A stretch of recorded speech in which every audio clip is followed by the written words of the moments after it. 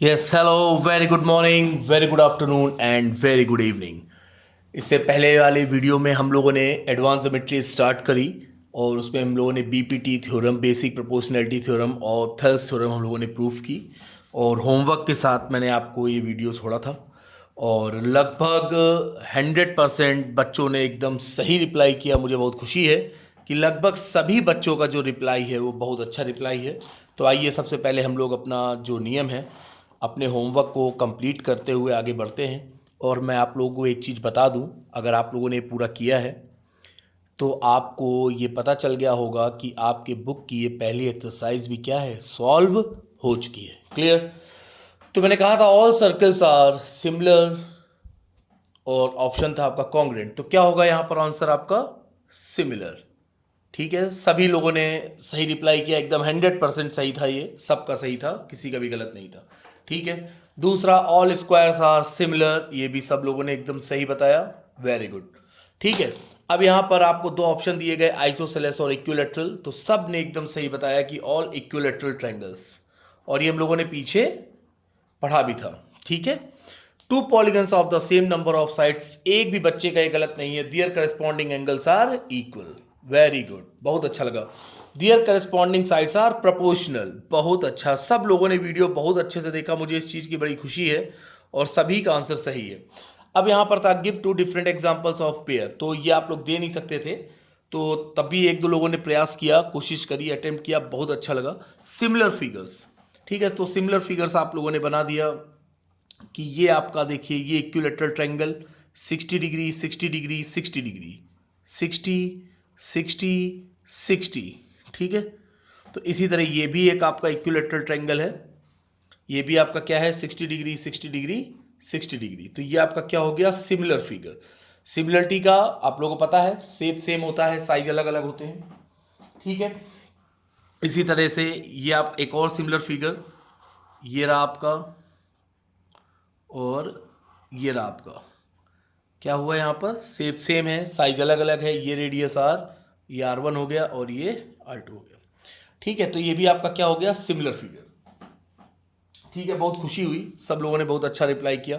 Non similar figure, ये भी बहुत ये भी ये आपका हो गया, ये एग्जांपल हो गया आपका सिमिलर का। नॉन सिमिलर का ये भी सिमिलर और ये भी सिमिलर।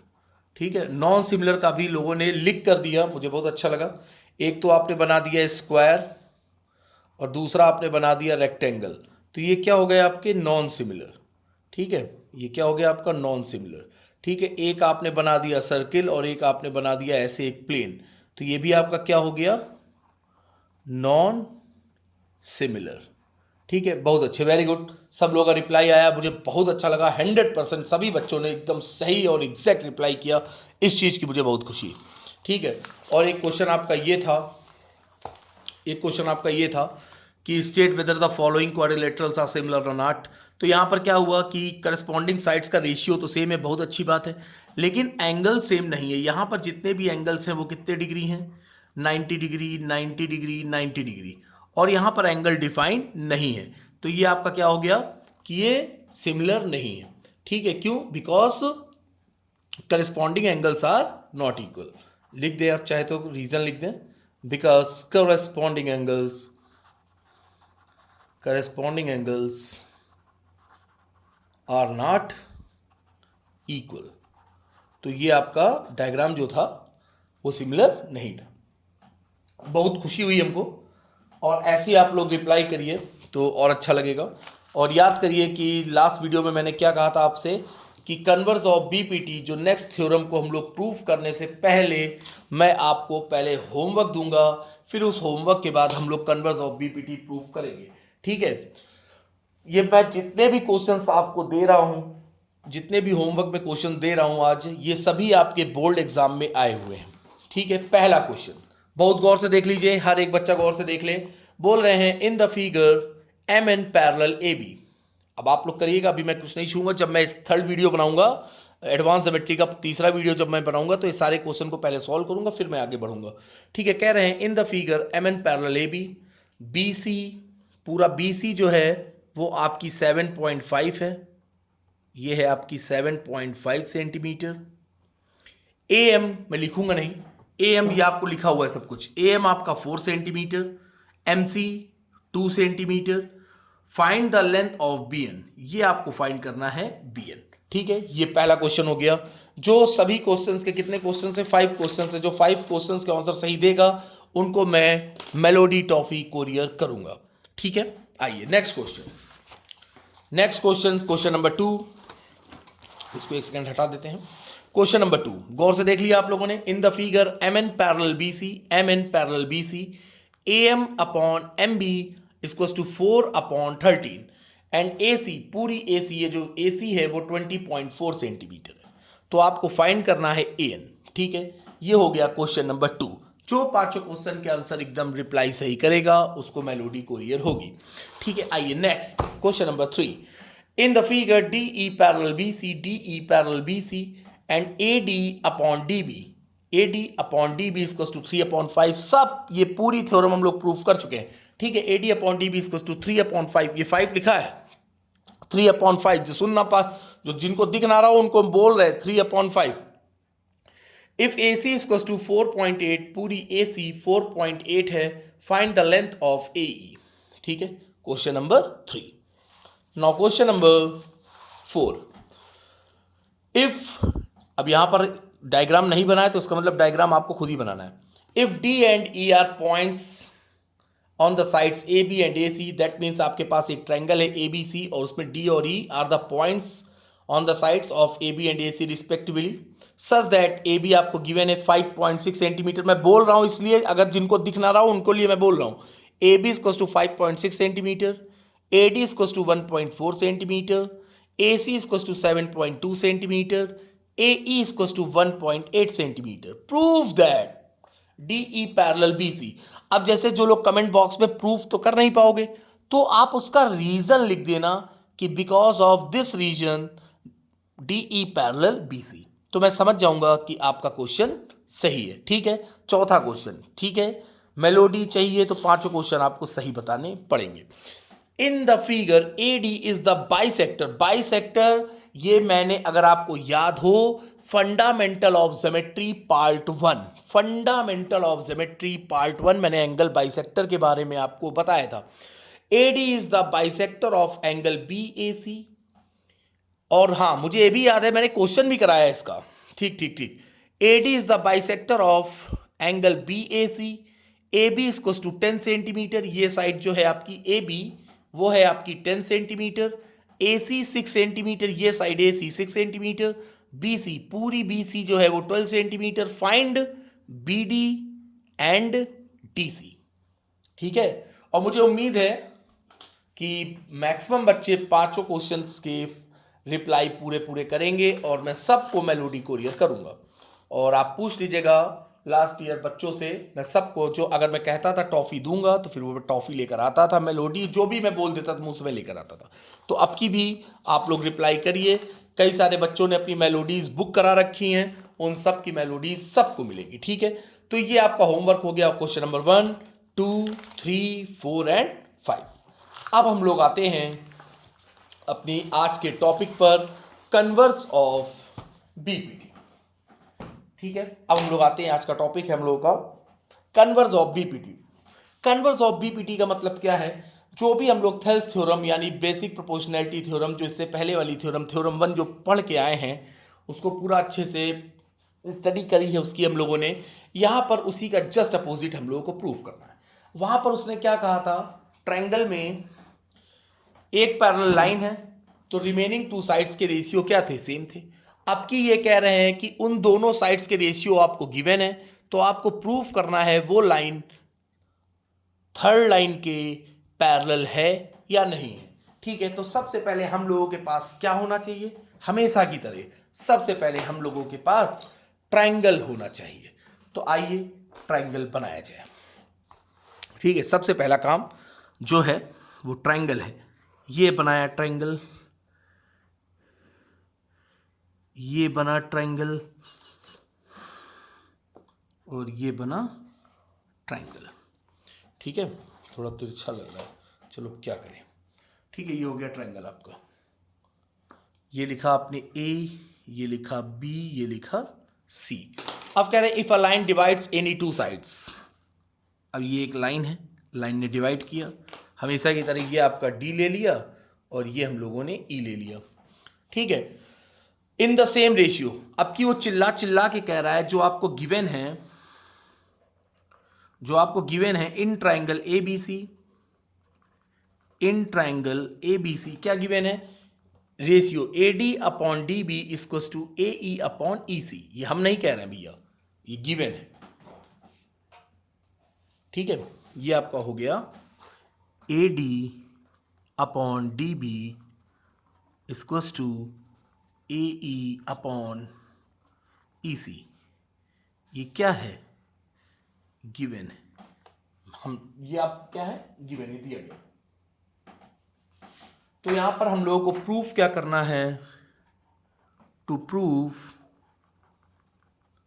हम लोगों को ये करना है कि डी ई ये जो लाइन है बी सी के पैरेलल है या नहीं है। तो simple, D E parallel B C. क्या यहां तक आप लोगों को कोई प्रॉब्लम? फिर से देखिए, if a line divides any two sides of a triangle in the same ratio, यानी एक कोई लाइन है वो ट्राइंगल को सेम रेशियो, ट्राइंगल की टू साइड्स को जहां पर वो इंटरसेक्ट कर रहे हैं वो सेम रेशियो में डिवाइड कर रहे हैं, तो आपको प्रूफ करना है the line must be parallel to the third side. That means D E parallel B C हम लोगों को क्या करना है, प्रूफ करना है। आइए भाई प्रूफ करा जाए। अब प्रूफ करना है, प्रूफ यहां पे लिखिए प्रूफ, ये हम लोगों ने लिखा प्रूफ। तो प्रूफ करने के लिए अब हम लोग क्या करेंगे, अब D E parallel B C अगर हम लोगों को प्रूफ करना है तो हम लोगों ने ये ले लिया कि ये एक लाइन है डी ई डैश, ठीक है। अब यहां पर हम लोगों ने लेट किया कि D E parallel B C के नहीं है, यहां पर हम लोग यहां पर ये लेट करेंगे कि D E parallel B C के नहीं है, और फिर लास्ट में जो हम लोगों ने लेट किया है उसको रॉन्ग प्रूफ कर देंगे, तो हम लोग का क्या होगा, थ्योरम क्या होगी, प्रूफ हो जाएगी। या ई डैश को हम ई के साथ कोइंसाइड करा देंगे तो भी हम लोगों की थ्योरम क्या होगी, प्रूफ हो जाएगी, ठीक है। आइए नाउ लेट अस स्टार्ट किया जाए, ठीक है। आइए, तो सबसे पहले प्रूफ में आपने क्या लिखा, if D is not parallel to B C, if D E is not parallel to B C. आप चाहे तो ऐसे भी लिख सकते हैं कि if D E is not parallel to B C, ठीक है, then there must be another line। ये देखो एक अनदर लाइन, एक दूसरी लाइन जो हम लोगों ने ड्रॉ कर दी है डी ई डैश, ठीक है। Then there must be another line from D या थ्रू डी, ठीक है। ये एकदम अभी थ्योरी है जो मैं लिख रहा हूं, ठीक है। अब जो हम लोगों ने एक जो ये लाइन डी ई डैश बोला है और इसको हम लोग कह रहे हैं कि D E dash is parallel to B C, ठीक है। ये हम लोगों ने ले लिया कि D E parallel B C के नहीं है, तो वहां से हम लोगों ने एक डी पॉइंट से एक और पैरेलल लाइन ड्रॉ करी डी ई डैश जो कि बी सी के पैरेलल है, ठीक है। समझ पाए, एकदम गुड। अब आइए, अब फिर पेज टर्न होगा, फिर लिखना ही नहीं, इधर ही कर देते हैं। दिख रहा है, डायग्राम दिख रहा है, ठीक है। अब देखो, बहुत गौर से देखते जाइएगा, पूरा प्रूफ करना है हम लोगों को। अब यहां पर ये हुआ D E dash parallel B C, D E dash parallel B C. अब अगर ये D E dash parallel B C के हैं तब हम लोग क्या यहां पर बीपीटी नहीं लगा सकते हैं, बेसिक प्रोपोर्शनैलिटी थ्योरम नहीं लगा सकते हैं, डायरेक्ट ये लिख देंगे कि A D upon D B equals to A E dash upon E dash C, ये आपको लिखना पड़ेगा बाई बीपीटी। हम लोग जानते हैं कि अगर कोई पैरेलल लाइन है, ट्राइंगल में पैरेलल लाइन है, तो उसके जो साइड्स के जो रेशियो होते हैं वो क्या होते हैं, प्रोपोर्शन होते हैं। ये हम तो कह नहीं रहे, हम लोग पीछे प्रूफ करके आए बाई बीपीटी। और आपको गिवन क्या है, A D upon D B equals to AE upon EC, ये आपको गिवन है। ठीक है, ये देखिए आपका गिवन पार्ट में है, ये गिवन है, ये भी हम नहीं कह रहे, ये गिवन है आपको। ठीक है, ये इक्वेशन आप हाँ ये लिख दें, ब्रैकेट में जरूर लिखें कि गिवन। ठीक है, ये आपकी हो गई इक्वेशन फर्स्ट और ये हो गई आपकी equation 2 from 1 and 2। From 1 and 2 आप क्या देख रहे हो, इसका LHS क्या है, सेम है, तो RHS क्या हो जाएगा, इसका सेम हो जाएगा। तो यहां पर आपने लिखा from 1 and 2 AE dash upon E dash C is equals to AE upon EC। दिख रहा है, यस एकदम दिख रहा है, AE अपॉन EC। अब हम लोग क्या करते हैं, दोनों साइड में 1 ऐड कर देते हैं। क्यों ऐड कर देंगे, जिससे आपको ये पूरी की पूरी साइड मिल जाएगी, पूरी AC आपको चाहिए। ठीक है, एडिंग वन बोथ साइड। ठीक है, आइए अब आपने यहां पर लिखा AE dash upon E dash C plus 1 equals to AE upon EC plus 1। ठीक है, आपने दोनों साइड क्या किया, 1 ऐड कर दिया। अब आपने जब ऐड किया तो ये आपने लिखा ऐसे AE dash plus E dash C upon E dash C equals to AE, ये उधर गया, प्लस EC अपॉन EC। अब देखिए जरा डायग्राम देखिए, AE dash plus E dash C आपका क्या है, AC की इक्वल है, ये आपने लिखा पूरा AC upon E dash C, और AE प्लस EC क्या है, ये भी पूरा AC है। ठीक है, ये भी आपने लिख दिया AC अपॉन EC। अब आप लोग समझदार हैं, दिख रहा होगा न्यूमरेटर सेम है, ये क्या हो गया, कैंसिल हो गया, ये AC चला गया, तो आपका क्या आ गया 1 upon E dash C equals to 1 upon EC। या इसको हम ऐसे भी लिख सकते हैं E dash C equals to EC। क्या ये पॉसिबल है, अब आप बताइए क्या ये पॉसिबल है कि E डैश C और EC ये सेम हो, ये पॉसिबल हो तो बताएं। ये पॉसिबल कब होगा, दिस इज पॉसिबल व्हेन, जब E डैश और E दोनों क्या हो, कोइंसाइड हो। अगर ये कोइंसाइड नहीं होंगे तो क्या ये पॉसिबल है, ये इम्पॉसिबल है। ठीक है, ये क्या हो जाएगा आपका, पॉसिबल नहीं है। तो आप लिखिएगा this is possible, this is possible only when E and E dash coincide. दिख रहा है, E and E dash coincide. ठीक है, तो जब ये कोइंसाइड होंगे दैट मीन्स ये आपका क्या होगा, इसका मतलब क्या, अगर E और E डैश आपके कोइंसाइड कर जाएंगे तो इसका मतलब क्या है, DE डैश और DE क्या है, that is DE dash and DE ये भी क्या होंगे, कोइंसाइड होंगे, कोइंसिडेंट। ठीक है, दैट मीन्स इसका मतलब ये हुआ DE dash parallel BC, hence अब आपने बता दिया है कि DE डैश और DE क्या है, कोइंसिडेंट है, यानी आपका क्या हो गया, DE पैरेलल BC, ये क्या हो गया, हेंस प्रूफ्ड। कितना इजी था।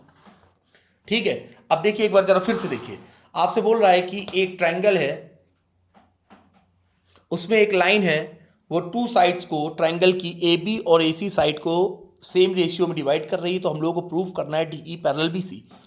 ठीक है, तो ये आपका गिवन हो गया कि DE पैरेलल BC, ये आपको गिवन है AD upon DB equals to AE upon EC। हम लोगों को प्रूव करना है DE पैरेलल BC, तो हम लोगों ने ये लेट कर लिया कि DE BC के पैरेलल नहीं है, DE जो लाइन है वो BC के पैरेलल नहीं है, तो वहां से हम लोगों ने क्या किया कि एक दूसरा पॉइंट, एक हम लोगों ने क्या करा, इस पॉइंट डी से एक और पैरेलल लाइन ड्रॉ करी, एक लाइन ड्रॉ करी डीई डैश, जिसको हम लोगों ने मान लिया कि ये जो डीई डैश है वो बीसी के पैरेलल है, जबकि नहीं है पैरेलल, लेकिन हम लोगों ने लेट किया डीई डैश जो है वो बीसी के क्या है, पैरेलल है। ठीक है, जब ये पैरेलल है, अगर if DE dash parallel BC, तो यहां पर बीपीटी अप्लाई हो जाएगा। BPT AD upon DB equal to AE dash upon E, AE dash upon E dash C. ठीक है, अब ये हो गया आपकी इक्वेशन 1, और ये आपको गिवन था AD upon DB equal to AE upon E C given था। तो दोनों इक्वेशन में आप क्या देख रहे हो, एलएचएस सेम है, तो इसका आरएचएस भी सेम हो गया। अब हमने दोनों साइड 1 ऐड इसलिए कर दिया जिससे हमको एसी पूरी पूरी मिल जाए। हमने दोनों साइड आपका 1 1 ऐड किया, तो यहां से A C upon E dash C, A C upon E C, A C cancel हो गया, कैंसिल आउट हो गया, तो 1 upon E dash C, 1 upon E C. तो यहां पर आपने क्या देखा, E dash C equal to E C, जो कि पॉसिबल नहीं है। ई डैश सी और ई सी ये इक्वल हो, ये पॉसिबल नहीं है। तो ये कब है पॉसिबल, ऐसा पॉसिबल है, कब ऐसा पॉसिबल है, this is possible only when E and E dash, यानी ये E and E dash both are coincide each other, जब ये दोनों कोइंसाइड कर जाएं, यानी ई डैश आपका ई पर आ जाए, तब ये पॉसिबल है। जब ई डैश आपका ई पर आ गया, that means D E dash parallel D E, यानी D E dash and D E क्या होंगे, कोइंसिडेंट होंगे। ठीक है, that means that is D E dash parallel B C, hence D E parallel B C, hence proved. कोई दिक्कत किसी भी तरह की, कोई समस्या हो तो बताइए। नेक्स्ट क्लास में अब हम लोग एक्सरसाइज सॉल्व करेंगे 6.2। ठीक है, 6.2 एक्सरसाइज सॉल्व करने से पहले आपको होमवर्क पूरा अच्छे से देखना है।